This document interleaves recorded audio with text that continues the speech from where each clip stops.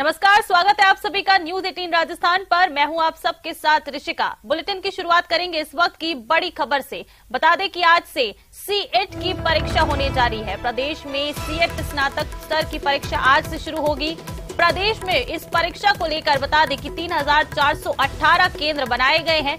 वहीं 11 लाख से ज्यादा परीक्षार्थी इस परीक्षा में अपना लक आजमाने वाले हैं। 11,27,659 परीक्षार्थी परीक्षा देंगे।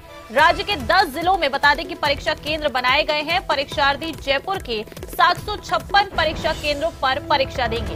इसके साथ ही पहली पारी में 9 बजे से ये जो परीक्षा है आज शुरू होने वाली है। वहीं दूसरी पारी की बात की जाए तो दोपहर 1:30 बजे से दूसरी पारी की परीक्षा शुरू होगी। बड़ी खबर इस वक्त की आपको बता रहे हैं, प्रदेश में आज से सीएट स्नातक स्तर की परीक्षा शुरू होने जा रही है, जिसको लेकर पूरे प्रदेश भर में 3,418 परीक्षा केंद्र बनाए गए हैं, जिसमें 11 लाख से ज्यादा परीक्षार्थी परीक्षा देंगे। 11,27,659 परीक्षार्थी परीक्षा देने वाले हैं। राज्य के 10 जिलों में बता दें कि परीक्षा केंद्र बनाए गए हैं। और देखिए, राजस्थान में 5G मोबाइल सेवाओं का इंतजार खत्म होने को है। टेक्नो हब में आज दोपहर 12 बजे इसका शुभारंभ होगा। 5G मोबाइल सेवाओं का सीएम अशोक गहलोत शुभारंभ करेंगे। जयपुर, जोधपुर और उदयपुर जिलों में इसकी शुरुआत होगी। बटन दबाकर 5G मोबाइल सेवाओं का सीएम अशोक गहलोत शुभारंभ करने वाले हैं। दूरसंचार विभाग और कंपनियों के अधिकारी इस दौरान मौजूद रहेंगे। तो आज से राजस्थान में 5G मोबाइल सेवाओं का इंतजार खत्म होने वाला है। टेक्नो हब में आज दोपहर 12 बजे इसका शुभारंभ होगा। 5G मोबाइल सेवाओं का सीएम अशोक गहलोत शुभारंभ करेंगे और इसकी शुरुआत सबसे पहले राजधानी जयपुर, जोधपुर और उदयपुर जिलों में करने वाले हैं। बटन दबाकर 5G मोबाइल सेवाओं का सीएम अशोक गहलोत शुभारंभ करने वाले हैं। आगे बढ़ेंगे और देखिए, कोटा से एक बड़ी खबर आपको बता दें। यहां ट्रॉले ने बाइक सवार को कुचला है। कोटा 4 लेन पर बाइक सवार को ट्रॉले ने बता दें कि कुचला है। टक्कर मारने के बाद 15 फीट तक बाइक चालक जो है वो घसीटता गया है। हादसे में बाइक सवार की मौके पर ही मौत हो गई है। रानपुर थाना पुलिस ने ट्रॉले को जब्त कर लिया है। बड़ी खबर ये कोटा से आपको बता रहे हैं, जहां एक भीषण सड़क हादसा हो गया है। एक ट्रॉले ने बाइक सवार को कुचला है। कोटा 4 लेन पर बाइक सवार को इस ट्रॉले ने कुचला है और ये बड़ा हादसा यहां पर हुआ है। टक्कर मारने के बाद बताया जा रहा है कि 15 फीट तक जो बाइक चालक है वो घसीटता चला गया। हादसे में बाइक सवार की मौके पर ही दर्दनाक मौत हो गई है। रानपुरा थाना पुलिस ने अब ट्रॉले को जब्त कर लिया है और पूरे मामले की जांच शुरू कर दी गई है। ज्यादा जानकारी लेंगे सहयोगी ओम प्रकाश फोन लाइन पर हमारे साथ जुड़ रहे हैं। ओम प्रकाश, क्या कुछ जानकारी है, कैसे हुआ ये हादसा? देखिए, रानपुर इलाके में जो बाईपास है वहां पर ये हादसा हुआ है। बहुत दर्दनाक हादसा इसलिए कहा जा सकता है कि 10 से 15 फीट दूरी तक इस ट्रोले ने उस बाइक सवार युवक को साथ ले गया और शरीर के चिथड़े उड़ गए। हालांकि हेलमेट पहना हुआ था, इसलिए शरीर का जो सिर का हिस्सा है वो पूरी तरह से सुरक्षित रहा, लेकिन मौके पर ही उस युवक की मौत हो गई है। हालांकि युवक के बारे में ज्यादा जानकारी नहीं मिल पाई, लेकिन जो पास में जो आईडी कार्ड मिला उसके आधार पर अनिल नागर झालावाड़ की तरफ से जो आ रहा था वो झालावाड़ जिले का बताया जा रहा है और फिलहाल एमबीएस अस्पताल की मोर्चरी में उनके शव को रखवा दिया गया है और ट्रोले को भी फिलहाल पुलिस ने जब्त कर दिया। रानपुर थाना पुलिस पूरे मामले की जांच कर रही है, लेकिन काजस्पा की कोची नगरी में एक ही दिन में 2 हादसों में 3 लोगों की कल मौत हो गई। रामगंज मंडी इलाके में भी 2 युवकों की दर्दनाक मौत हुई थी। फिलहाल रानपुर थाना पुलिस पूरे मामले की जांच कर रही है। ओम प्रकाश, जो ट्रोला चला रहा था क्या उस तक पहुंच पाई है पुलिस? जी, ट्रोले को जब्त कर लिया। हालांकि जो ड्राइवर था वो मौके से फरार हो गया है ट्रोला छोड़कर, लेकिन बहुत ही दर्दनाक हादसा कहा जा सकता है कि दिल दहलाने वाली तस्वीरें जो सड़क पर आई थी, क्योंकि शरीर के जो चिथड़े उड़ गए और पूरी सड़क जो है खून से सन गई, क्योंकि उसने हादसे के बाद भी ट्रोले को काफी देर तक रोका नहीं और 10 से 15 फीट तक वो शव उसके अंदर ही फंस गया था। हालांकि मौके पर जो लोग पहुंचे थे उसमें भी काफी लोगों में आक्रोश व्याप्त हो गया और ट्रोला नहीं रोकने के कारण वो शरीर पूरी तरह से चिपक गया था। मौके पर जब पुलिस पहुंची तो उसने शव को समेटा और अस्पताल की मोर्चरी में रखवाया। फिलहाल ट्रोले को जब्त कर दिया और ट्रोले चालक की जो है तलाश की जा रही है। रानपुर थाना पुलिस है वो पूरे मामले की जांच कर रही है। चलिए ठीक है ओम प्रकाश, बहुत शुक्रिया आपका तमाम जानकारियों के लिए। आगे बढ़ेंगे और देखिए सिरोही से भी एक बड़ी खबर है। आबू रोड रिको क्षेत्र में अवैध शराब की खेप बरामद हुई है। जयपुर एटीएस टीम ने अवैध शराब का जखीरा पकड़ा है। पेपर मिल की आड़ में बता दें कि शराब का गोदाम जो है वो बना रखा था। यहाँ पर छोटी छोटी गाड़ियों में ये जो शराब है गुजरात के लिए भेजी जा रही थी। गाड़ियों में ये जो शराब है वो भरकर गुजरात भेजी जा रही थी। पिछले 10 दिन से लगातार एटीएस इसकी रेकी कर रही थी और अब जो अवैध शराब की खेप है वो यहाँ पर एटीएस की टीम ने बरामद कर ली है। बड़ी खबर सिरोही से बता रहे हैं। आबू रोड रिको क्षेत्र में अवैध शराब की खेप बरामद हुई है। जयपुर की एटीएस टीम ने अवैध शराब का जखीरा पकड़ा है। बता दें कि पेपर मिल की आड़ में ये जो शराब का गोदाम है जिसकी तस्वीरें भी हम आपको दिखा रहे हैं, इस गोदाम को पेपर मिल की आड़ में बनाकर रखा हुआ था। यहाँ पर छोटी छोटी गाड़ियों में बता दें कि गुजरात के लिए ये जो शराब है वो भेजी जा रही थी।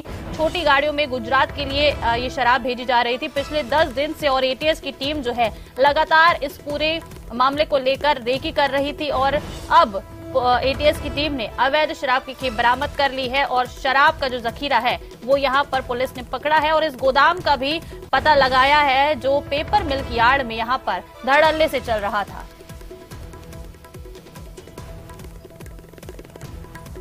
सिरोही से ये बड़ी खबर है। आबू रोड रिको क्षेत्र में अवैध शराब की खेप बरामद हुई है। जयपुर एटीएस की टीम ने अवैध शराब के खिलाफ कार्रवाई करते हुए शराब का जखीरा पकड़ा है। पेपर मिल की आड़ में एक गोदाम बनाया हुआ था, वहीं पर ये जो शराब है ये रखी हुई थी और बता दें कि छोटी छोटी गाड़ियों में ये जो शराब है ये गुजरात के लिए भेजी जा रही थी। पिछले 10 दिन से लगातार एटीएस की टीम पूरे मामले पर नजर बनाई हुई थी, रेकी की जा रही थी और आखिरकार जो ये शराब का जखीरा है वो पकड़ा गया है। ज्यादा जानकारी लेंगे सहयोगी प्रतीक हमारे साथ फोन लाइन पर जुड़ गए हैं। प्रतीक, क्या कुछ जानकारी है? अवैध शराब का जखीरा पकड़ा है एटीएस की टीम ने।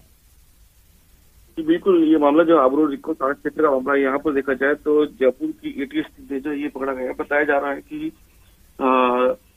ये 10 दिनों से जो है इस पर रेकी की जा रही थी, जिस पर आज जो है देर रात को जो है इस मामले को लेकर जो है एटीएस ने जो है वहाँ पर जो है उस मामले को लेकर जो है वहाँ पर दबिश दी है, जिसको लेकर जो है वहाँ पर लाखों की शराब बताई जा रही है वहाँ पर। उसके बाद में लेकिन सबसे बड़ी बात तो ये है कि राजस्थान और गुजरात की सरहद के किनारे ही ये जो पुलिस चौकी के बाहर ही ये जो अवैध शराब का जखीरा जो पकड़ा गया है। यहाँ पर देखा जाए तो ये अवैध शराब जो है पिछले कई दिनों से जो है इसकी गाड़ियां भर भर के गुजरात भेजी जा रही थी, लेकिन अब जो सबसे बड़ी बात ये है कि यहाँ पर अब यहाँ पर जो अभी भी जो मौके पर जो अभी आबू रोड की जो टीम बुलाई गई पुलिस की, मौके पर जो है शराब को आका जा रहा है। कुछ देर के बाद ही मालूम चलेगा कि इस पर कितने लाख की जो ये शराब बताई जा रही थी। जी प्रतीक, क्या इस बारे में जानकारी लगी है कि कौन रहा है इसके पीछे, किसके कहने पर ये जो गोदाम है, क्योंकि एक पेपर मिल की आड़ में गोदाम बना रखा था, तो क्या उसके बारे में कोई जानकारी लग पाई है? जी बिल्कुल, यानी कि बताना चाहूंगा इस मामले में अभी तक कोई उन्होंने खुलासा नहीं किया है और बताया जा रहा है कि इसका खुलासा भी अभी कुछ देर के बाद में जब प्रेस कॉन्फ्रेंस होगी उसके बाद में इसका कर दिया जाएगा किसका था क्या था, क्योंकि यह जो पेपर मिल की आड़ में जो यह अवैध गोदाम जो बनाया हुआ था, ये सबसे बात और सबसे बड़ा खुलासा ये निकल के सामने आ रहा है। जी चलिए प्रतीक, आप मामले पर नजर बनाए रखिएगा, अपडेट्स हम आपसे लेते रहेंगे। फिलहाल आपका शुक्रिया। चलिए आगे बढ़ते हैं और उदयपुर से एक बड़ी खबर आपको बता दें। आरपीएससी पेपर लीक मामले में अपडेट है। मुख्य सरगनाओं के खिलाफ अब गिरफ्तारी वारंट जारी हो गया है। सुरेश ढाका और भूपेंद्र सारण के खिलाफ वारंट जारी कर दिया गया है। पुलिस ने आरोपियों की तलाश जो है वो शुरू कर दी है और इसके साथ ही जो उनकी संपत्ति है उसे भी जब्त करने की कार्रवाई पुलिस के द्वारा शुरू कर दी गई है। बड़ी खबर इस वक्त की आपको बता रहे हैं। आरपीएससी पेपर लीक मामले में अपडेट है। मुख्य सरगनाओं के खिलाफ अब गिरफ्तारी वारंट जारी हो गया है। सुरेश ढाका और भूपेंद्र सारण के खिलाफ गिरफ्तारी वारंट जारी हो गया है। बता दें कि पुलिस ने आरोपियों की तलाश शुरू कर दी है और इसी तलाश में अब उनकी संपत्ति जब्त करने की कार्रवाई भी पुलिस के द्वारा शुरू कर दी गई है। बड़ी खबर, आरपीएससी पेपर लीक मामले में ये बड़ा अपडेट इस वक्त का आपको बता रहे हैं।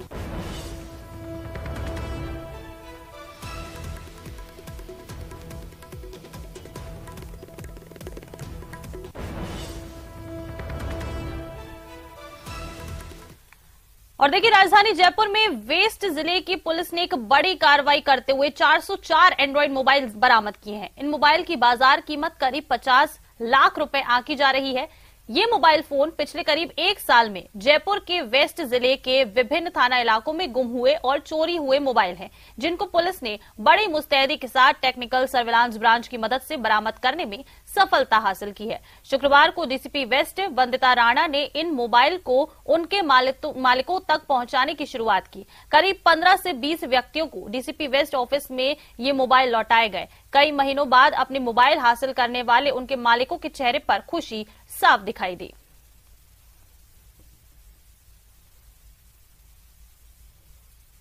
देखा गया कि मोबाइल की जो गुमशुदगी है वो कंटिन्यूसली दर्ज होती रहती है, लेकिन जो रिकवरी रेट है वो काफ़ी कम चल रहा है।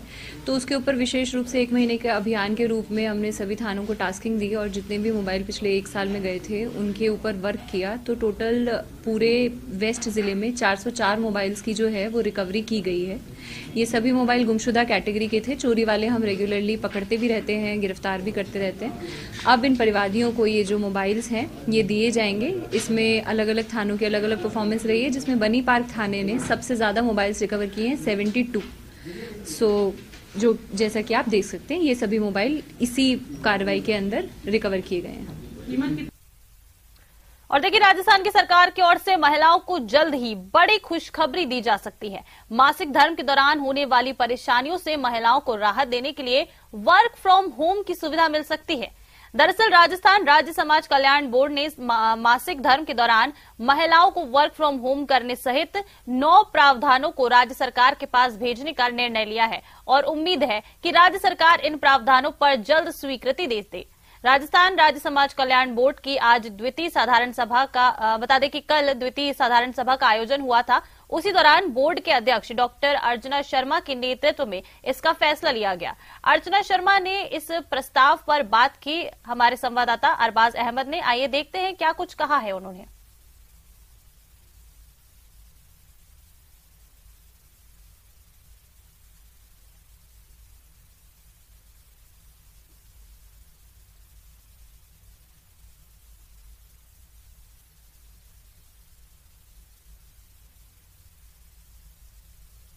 इसको लेकर के हमने विचार विमर्श किया। महिला अधिकारिता, सामाजिक अधिकारिता और बाल अधिकारिता सभी अधिकारियों ने इसमें शिरकत की। मैं समझती हूँ कि सकारात्मक सोच के साथ हमने इस बैठक में बहुत से निर्णय लिए हैं कि हम कुछ ऐसे सेंटर्स खोलना चाहते हैं जहाँ पर इंग्लिश लैंग्वेज के अलावा फॉरेन लैंग्वेज भी सिखाई जाए संभाग स्तर पर। इसके अलावा क्रैच फैसिलिटी की उपलब्धता हो। महिलाओं के लिए हमने एक विशेष प्रावधान सोचा है कि हमारे पास बहुत से लोग आते हैं कि जिस समय पीरियड होता है उस समय महिलाओं को तकलीफ होती है। तो हम सकारात्मक सुझाव सरकार को प्रेषित करना चाहते हैं कि वर्क फ्रॉम होम की यदि सुविधा उस महिला को दे दी जाए 1 या 2 दिन के लिए, क्योंकि आजकल ये फाइलिंग तो शुरू हो ही गया है। आज के इस दौर में आप देखते हैं कि जो परिवार है उसमें विघटन हो जाता है, सोच विकसित नहीं हो पाती, कैसे वापस से समन्वय बिठाया जाए। और साथ ही साथ हम भविष्य में संभाग स्तर पर भी हमारे समाज कल्याण बोर्ड की बैठक के आयोजित करके और कलेक्टर्स के साथ, संभागीय आयुक्त के साथ संवाद करेंगे, क्योंकि सरकार की योजनाओं के प्रचार प्रसार की जिम्मेदारी महत्वपूर्ण। चलिए आगे बढ़ते और अब बात करेंगे प्रदेश में कहर ढाती हुई सर्दी की। बताया जा रहा है कि प्रदेश में अभी सर्दी और कहर ढाने वाली है। बता दें 10 जिलों के लिए येलो अलर्ट जारी हो गया है। नागौर, चुरू, झुंझुनू, सीकर, अलवर में येलो अलर्ट जारी किया गया है। वहीं भरतपुर, दौसा, करौली, धौलपुर में भी येलो अलर्ट जारी हुआ है। सवाई माधोपुर में भी येलो अलर्ट है। इसके साथ ही घना कोहरा और शीतलहर चलने की भी चेतावनी जो है वो मौसम विभाग के द्वारा दी गई है। तो बता दें कि प्रदेश में लगातार जो टेम्परेचर है वो गिरता चला जा रहा है। प्रदेश के कई जिलों में शीतलहर चल रही है और जो इस सर्दी का सितम है वो लोगों पर कहर बनकर टूट रहा है। कई जिलों में लोग जो है वो घरों से अब निकलना उन्होंने बंद कर दिया है और कोहरा इतना घना छाया हुआ है कई जिलों में कि अब लोगों का दिन में भी जब लोग घर से निकलते हैं तो वो अपनी गाड़ियों की लाइट जलाकर निकल रहे हैं, क्योंकि कोहरे की वजह से विजिबिलिटी जो है वो काफी कम रह गई है, जिससे अपने काम पर आने जाने वाले लोगों को काफी परेशानियों का सामना करना पड़ रहा है। इसके साथ ही लगातार टेम्परेचर में जो गिरावट दर्ज की जा रही है, इससे अब जो लोग हैं वो काफी परेशान भी नजर आ रहे हैं। प्रदेश के कई जिलों में, पूरे प्रदेश भर में जो तस्वीरें हैं वो इसी तरह की नजर आती हैं। ये 4 तस्वीरें आपके टीवी स्क्रीन पर हैं। ये तस्वीरें हैं जयपुर, कोटा, सीकर और करौली से। आप अपनी टीवी स्क्रीन पर ये 4 जिलों की तस्वीरें देख रहे हैं। जयपुर, कोटा, सीकर और करौली की ये तस्वीरें हैं, जहां घने कोहरे के साथ शीतलहर का कहर जारी है। ठंड इतनी है कि अब पानी भी बर्फ बनने लगा है।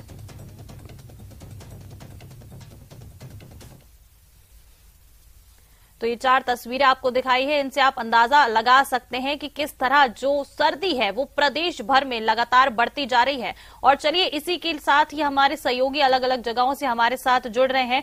गिरिराज शर्मा सवाई माधोपुर से हमारे साथ जुड़ रहे हैं, इसके साथ ही कृष्ण सिंह शेखावत भी झुंझुनू से हमारे साथ जुड़ रहे हैं। सबसे पहले कृष्ण, आपके पास आते हुए झुंझुनू में अगर बात की जाए टेम्परेचर क्या कुछ है फिलहाल? आपके पीछे देखिए काफी कोहरा भी मैं यहाँ से देख सकती हूँ। फिलहाल वहां पर क्या कुछ स्थिति बनी हुई है, क्योंकि देखिए प्रदेश में लगातार जो है ठंड बढ़ती जा रही है, टेम्परेचर में गिरावट लगातार दर्ज की जा रही है। झुंझुनू में अभी क्या टेम्परेचर है?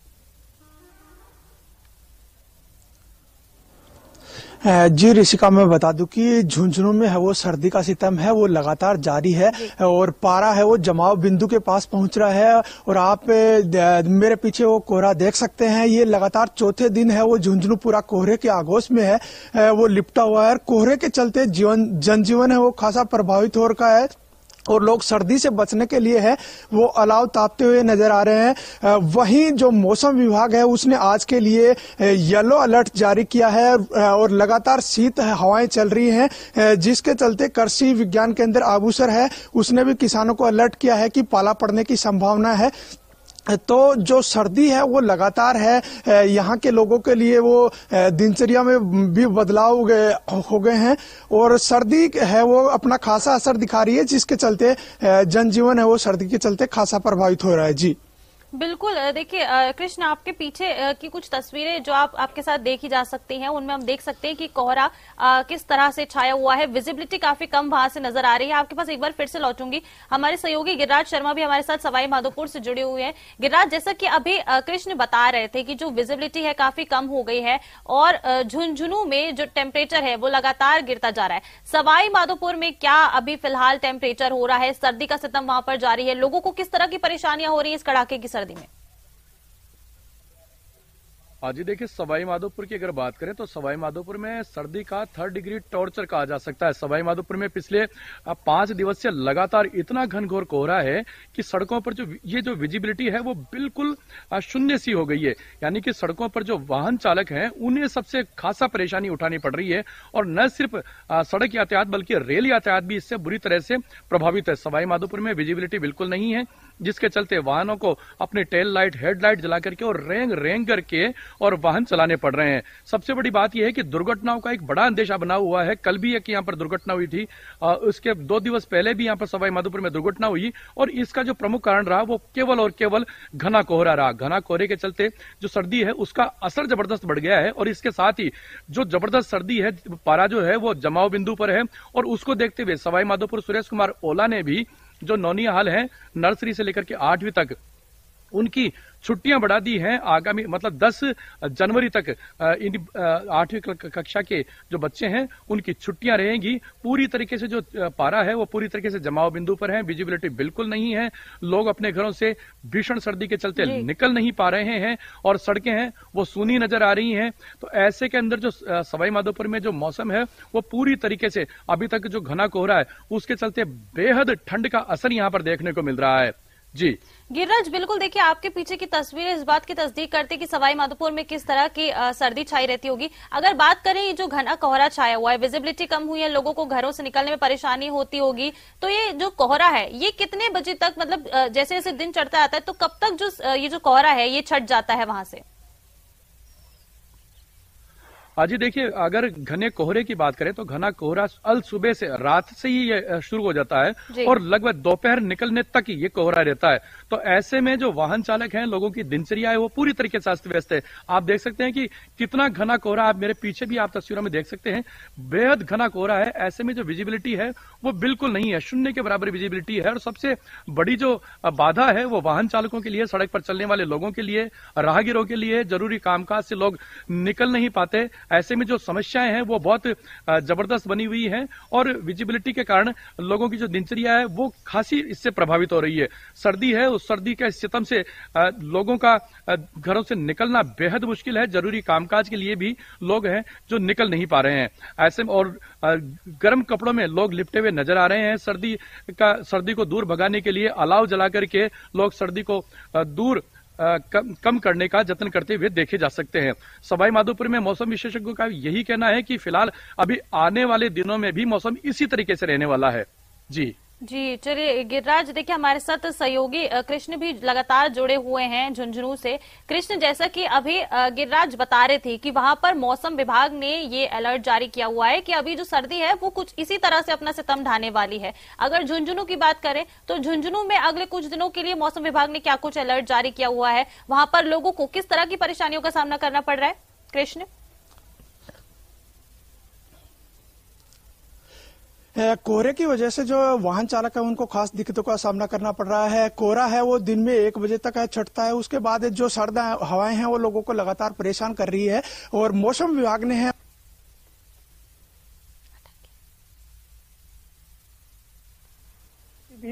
संभावना है। ऐसे में जो किसान है उनको आभूषण कृषि विज्ञान केंद्र है उसने भी अलर्ट है वो जारी कर रखा है। जी बिल्कुल, देखिए जिस तरह से,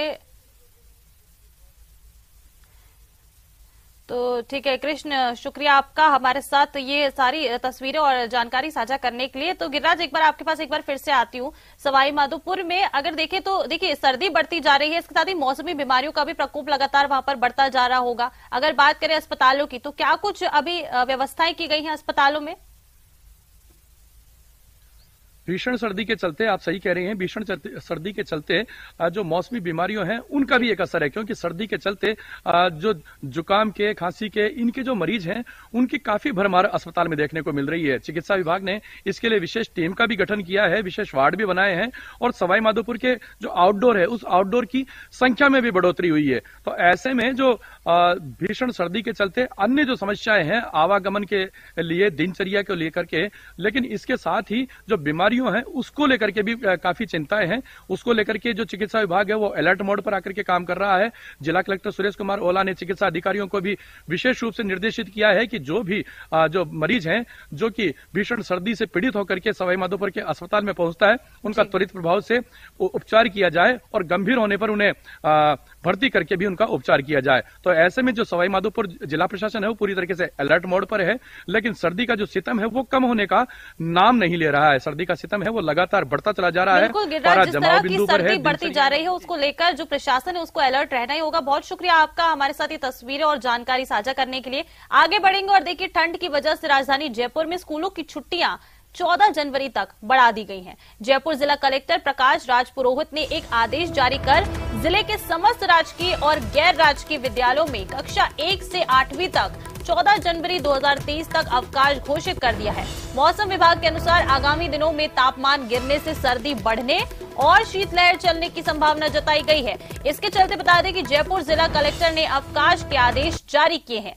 हालांकि इस दौरान शिक्षकों और अन्य संचालित परीक्षाओं का समय यथावत रहेगा। इस दौरान सवाई मानसिंह स्टेडियम में गणतंत्र दिवस पर प्रस्तुति देने वाले विद्यार्थी पूर्व अभ्यास के लिए उपस्थित रहेंगे। और इधर लेक सिटी उदयपुर में कुम्हारों का भट्टा और सेवाश्रम पर बने फ्लाईओवर से ट्रैफिक जाम की समस्या से निजात मिलने लगी है। मुख्यमंत्री अशोक गहलोत द्वारा लोकार्पित कुम्हारों का भट्टा फ्लाईओवर को बता दें कि 19.86 करोड़ रुपए और सेवाश्रम चौराहे पर बने फ्लाईओवर को 19.55 करोड़ की लागत से बनाया गया है। इन दोनों फ्लाईओवर के शुरू होने के बाद अब यातायात सुचारू रूप से चल पाएगा और एयरपोर्ट जाने वाले वाहनों को जाम की समस्या नहीं होगी। उदयपुर से ज्यादा जानकारी दे रहे हैं हमारे संवाददाता कपिल श्रीमाली।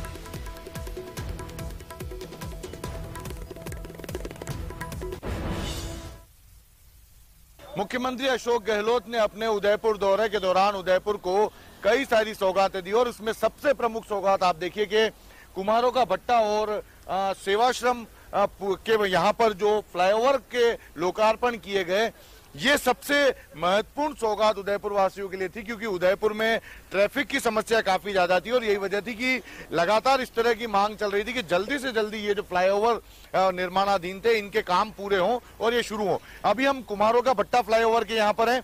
आप देखिए कि ये काफी व्यस्ततम मार्ग है, क्योंकि यहाँ पर ही दुर्गा नर्सरी रोड, माली कॉलोनी या फिर एयरपोर्ट जाने वाले जो व्हीकल है वो सभी एक साथ यहाँ से गुजरते थे। लेकिन अब 19.86 करोड़ रुपए की लागत से कुम्हारों के भट्टे पे फ्लाईओवर बना है, तो इसके एयरपोर्ट जाने वाले जो वाहन है उन्हें काफी सुगमता मिलती है, ट्रैफिक जाम में नहीं फंसना पड़ता। और कुछ लोग यहाँ पर जो गाड़ियां आ रही है उन्हें हम रोक कर उनसे बात करने की भी कोशिश करेंगे कि किस तरह की समस्याएं जो है उन्हें होती थी और अब कैसे उन्हें उससे निजात मिल रहा है, किस तरह।